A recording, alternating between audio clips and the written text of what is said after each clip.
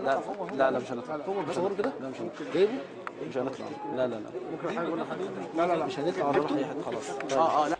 احنا هنا في شارع ابو ربيع متفرع من شارع خاتم المرسلين بمنطقه العمرانيه، حيث يسكن شريف البحيري الذي خرج امس على قناه دريم مع الاعلامي وائل الابراشي، وقال انه ذهب مع الاخوان لتعذيب وكان شاهد عيان على تعذيب الشهيد محمد الجندي.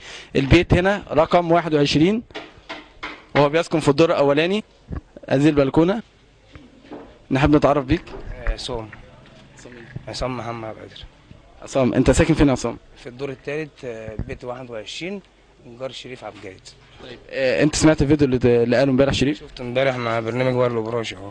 انت ايه الصدق الكلام اللي قاله وايه اللي تعرفه عن حقيقه الكلام اللي قاله امبارح؟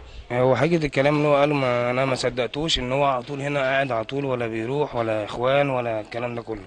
طيب يعني سمعت البرنامج امبارح، ولا ليه في مظاهرات، ولا ليه اللي هو بيروح يتظاهر، ولا الكلام ده كله. مفيش اي حاجه بتحصل، ولا هو راح ولا جه اصلا، مفيش الكلام ده اصلا. طيب هل هو ليه اخوات موجودين ليه اخوات ولا هو وحيد؟ هم قاعدين في المنوفيه كلهم اخواته. ليه اخوات 3 اخوات، واحد شغال في الحي والتاني شغال مدرس، وليه اخت بنت قاعده معاهم مقيمه معاهم على طول عشان جوزها في السعوديه، وليه اخ تاني اسمه وائل عبد الجيد برضك شغال في مطعم وكده. طيب هل هو كان ليه علاقه بجماعه الاخوان المسلمين وفقا لعلاقتك بيه او جارتك ليه، وهو من مؤيدي الاخوان المسلمين، ولا هو يعني علاقته بالاخوان؟ قوله بيقول امبارح انا صحابي 4 اخوان ومش عارف ركبت معاهم ميكروباص على الهرم وهم زمايلي، وبعد كده لقيت يجي حوالي 14 نفر في الميكروباص وخدوني مش عارف في السجن اللي هو تبع المركزي ولا ايه، وخدوه وعذبوه، خدوا زميله محمد الجندي وعذبوه. لكن انا بصراحه ولا الكلام ده حصل، ولا هو كان بيروح ولا بيجي ومتهم الناس، ولا اخوان ولا غير اخوان، ان هو ملوش في اي حاجه خالص اصلا، ولا ليه في مظاهرات اصلا، ولا راح ولا جه. طيب هو وفقا للي انت تعرف صحابه، هل هو ليه علاقه مع الاخوان في المنطقه هنا؟ لا ملوش علاقه مع اي حد، هو زمايله بيجوا له هنا عادي، اصحابه بيقعدوا معاه في قلب الشقه هنا، ولا بيروح ولا بيجي ولا ليه علاقه باي حاجه. سمعت عن الخلاف اللي حصل بينه وبين احد المنتمين لجماعه الاخوان المسلمين بالشارع هنا؟ لا هو اتخانق مع عبده ده من فتره، بس مش عشان خاطر حاجه، مش هم شدوا مع بعضيهم واتخانقوا مع بعضيهم بس، وفي محضر وفي حاجه زي كده. تقول ايه للراي العام؟ انا بقول له هو كل اللي بيقوله ده كذب، يعني هو على طول قاعد 24 ساعه هنا، ولا بيروح ولا بينتمي لاي حزب ولا اي حاجه. في خلاف بينك وبينه؟ ولا اي حاجه، ده جاري. انا ساكن في الدور الثالث اهو، هو ساكن في الدور الثاني. انا ساكن هنا اهو، هو ساكن في الدور الثالث الثاني ده، ولا ليه علاقه بالاخوان ولا هو. بس المشكله اللي حصلت اتخانق مع هو عبده برضك تبع اللي هو تبع الاخوان، انت حضرتك كنت واقف معاه. بس الانتخابات الرئاسيه هل عرفت هو انتخب مين؟ هو انتخب تقريبا احمد شفيق. هو قال كده يعني؟ انتخب احمد شفيق، ما انتخبش احمد شفيق. طيب اخر كلمه، هل انت لو اي حد من وسائل الاعلام يجي الشارع هيتاكد من المعلومه دي والشارع موجود؟ من الشارع والناس كلها، انا مش هكدب عليك في حاجه يعني. بس هو ليه في اي حاجه، ولا بيروح هنا ولا مظاهرات ولا اخوان ولا تبع اي حاجه خالص اصلا. طيب نحب نتعرف بيك يا اشرف عبد الباسط. ساكن فين يا اخ اشرف؟ هنا في المنطقه، اهل المنطقه. نفس الشارع؟ المنطقه جاره. طيب ايه اللي تعرفه عن الاخ شريف؟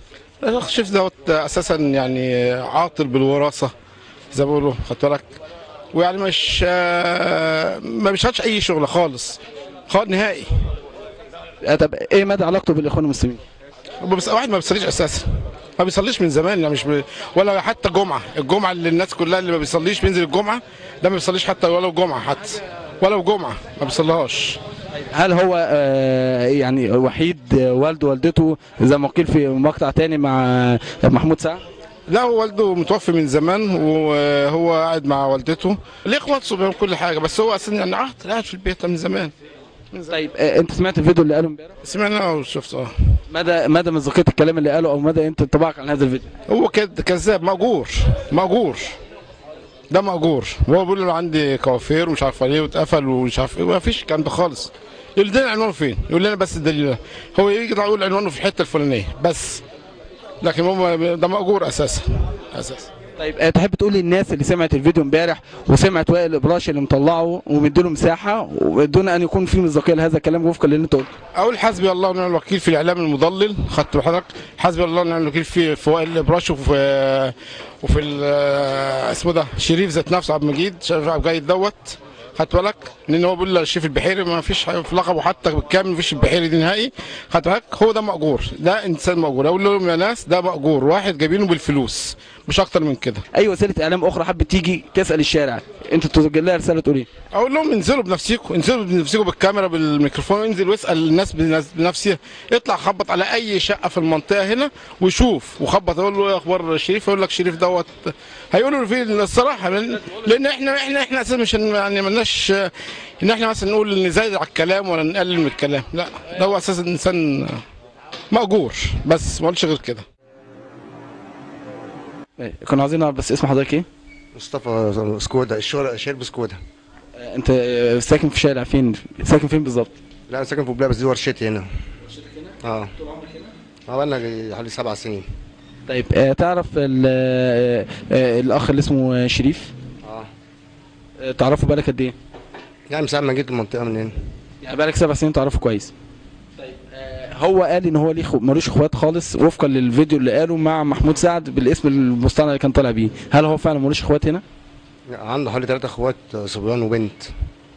طيب اللي تعرفوا عن علاقة شريف بالاخوان المسلمين، ايه هو العلاقة اللي هل هو فعلا من مؤيدي محمد مرسي او كان في حملة الدكتور محمد مرسي وكان بيشغل معاه في الحملة؟ لا انا اعرف ان هو كان الاول كان مرشح حمدين صباحي، وبعدين رجع تاني وانتخب شفيق. يعني هو انتخب شفيق في المرحلة الثانية؟ طيب سمعنا ان كان في خلاف هنا بينه وبين احد الاخوان بسبب خلاف في موضوع ان هو كان بيأيد احمد شفيق والتاني كان من الاخوان كان بيعاتبه ان هو بيشتم بطريقه مش كويسه في الاخوان. هل انت حضرتك كنت موجود ساعه الواقعه دي؟ الواقعه دي كانت قدام الورشه هنا، يعتبر قدام المحل بتاعه. يعني هو كان جه شدوا مع بعض مشاده كده عشان موضوع الاخوان ومش الاخوان، يعني ان عبده اخواني يعني وكده، وهو المهم شدوا مع بعض يعني، فالتاني شتم على موضوع الاخوان اللي هو اللهم صل على النبي شريف. شتم يعني، هل هو يعني شتم في عبده ولا كان بيشتم في الاخوان نفسهم وفكره الاخوان وبيشتم على الاخوان ذاتها يعني؟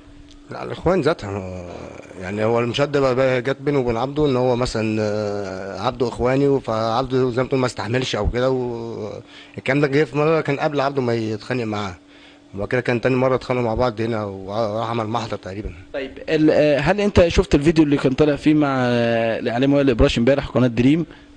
شفته امبارح كامل. طيب ايه انطباعك عن الفيديو ده، او مدى انت جار وانت ادرى الناس بيه يعني، هل هو انطباعك ايه لما شفت الفيديو ده؟ انا استغربت يعني، لان ده برضه استغربت ليه بقى، لان انا على طول شايفه هنا في الشارع، يعني ما افتكرش انه بيروح التحرير او بيروح الاتحاديه والحاجات دي كلها، بس ده الله اعلم لو جايز هو بيروح بالحتت دي، بس انا شايفه على طول قدام مني يعني. بس والحاجه الثانيه انا اول مره اسمع ان هو عنده كوافير، ما فيش حاجه زي كده يعني، لا كوافير ولا حاجه. طيب هل من معرفتك فيه، هل هو كلامه ده، هل هو يعني صدقت الكلام ده وانت جاره، يعني انت اكتر واحد عارف الحقيقه، يعني هل هو فعلا علاقته الخلاف اللي بينه وبين الاخوان تستدعي ان هو بالرغم من الخلاف ده يروح معاهم زي ما قيل او زي ما ادعى امبارح؟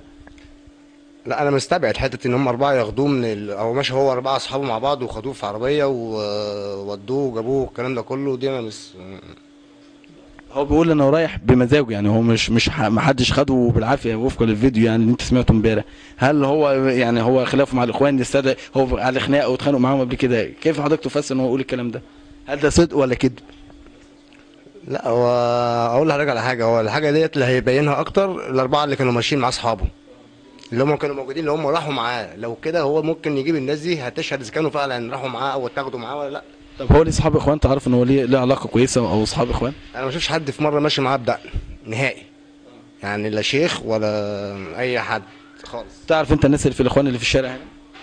لا انا عن نفسي ولا ماليش علاقه خالص بالسياسه والكلام ده كله، بس انا اعرف بس هو الشيخ عبده اللي هو من الاخوان، واللي هو كان في خلاف بينه وبينه شتيمه في الاخوان.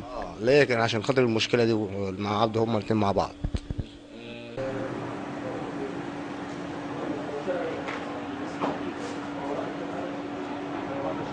انت عارف عليك بس في الاول؟ انا اسمي عبد الفضيل مبروك وشهرتي هنا في المنطقه عبده. طيب انت ايه علاقتك بالاخوان؟ هل انت عضو في الاخوان؟ انا عضو في جماعه الاخوان المسلمين وفي حزب الحريه والعداله. طيب ممكن تقول لنا احنا فين بالظبط، الشارع اسمه ايه والمنطقه؟ احنا في شارع ابو ربيع، منطقه البلاستيك، متفرع من شارع خاتم المرسلين بجوار نادي موتسيان قاعه سيد درويش العمرانيه الغربيه. طيب ممكن تقول لنا اللي طلع في التلفزيون امبارح اسمه كامل ايه؟